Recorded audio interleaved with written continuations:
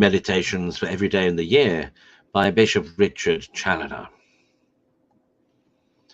November 13th.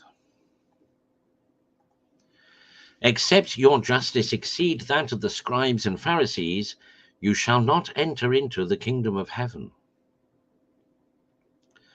Consider first how much it concerns us all to know what we must do to save our souls, and what kind of justice that is, what degree of virtue is necessary to bring us to heaven, lest we deceive ourselves, or let ourselves be imposed upon by the enemy with false appearances and outward show, and catching at the shadow of virtue, lose the substance of it, and our souls into the bargain.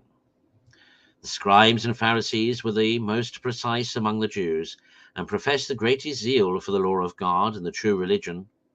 They prayed much, they gave large alms, and they fasted frequently, so that they passed for saints amongst the people.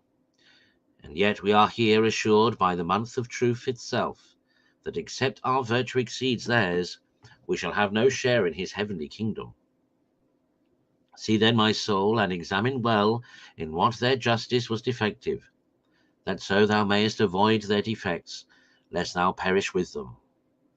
For why shouldest thou suffer thyself to be deluded, to the loss both of thy God and of thyself for all eternity? Consider secondly that the justice of the scribes and of the Pharisees was many ways deficient, but more especially in this, that it contented itself with reforming and regulating the outside, whilst it neglected the interior, which is the true seat of Christian justice. They made clean the outside of the cup and of the platter, whilst their inside was full of iniquity. Luke 11:39. Their good works were not done with a pure intention. They sought not God, but themselves in all they did. Their alms, their fastings were directed to the gaining of the applause of the world, to the end they might be honored and esteemed by men. And whilst they avoided the more scandalous excesses of the grosser carnal sins of drunkenness and impurity, which might have rendered them infamous in the eyes of the world, they made no scruple of the spiritual sins, much more odious to God, of envy, hatred, detraction, covetousness, and an extravagant pride and conceit of themselves, joined with a contempt of all others. Thus all the good they seemed to do was quite vitiated and corrupted. All their virtues were but in appearance before the eyes of men, but their vices were real and abominable in the sight of God.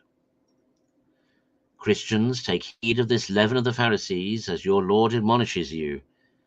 Take heed of hypocrisy, of ostentation, and an outward show of devotion, destitute of the real substance of it.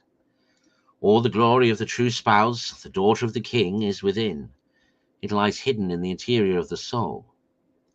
Take heed lest pride or vainglory vitiate your good actions by vitiating your intention.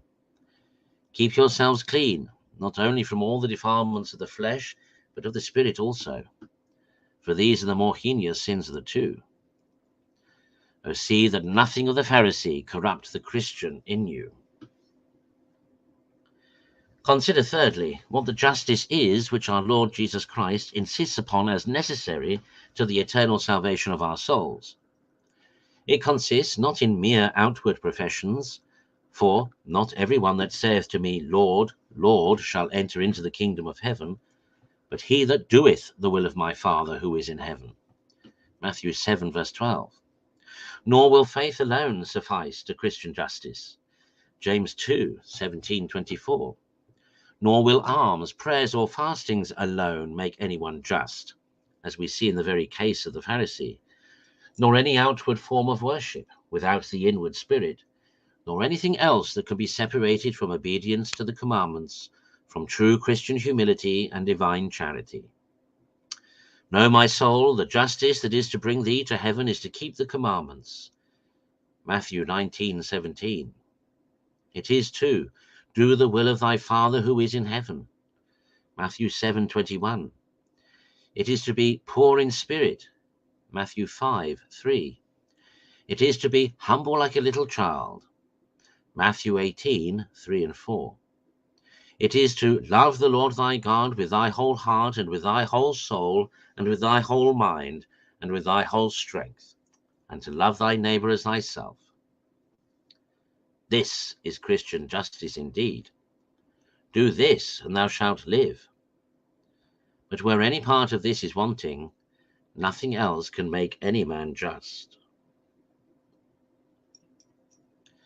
Conclude, to be quite in earnest in seeking and following after this Christian justice in all its branches, by purity of intention in all thy works, by sincerity and simplicity, or uprightness of soul, by attending to thy interior, to keep that regular and orderly, by true humility of heart, and above all things by fleeing sins and loving God, and thus shalt be just indeed before the Lord, and entitled to his heavenly kingdom.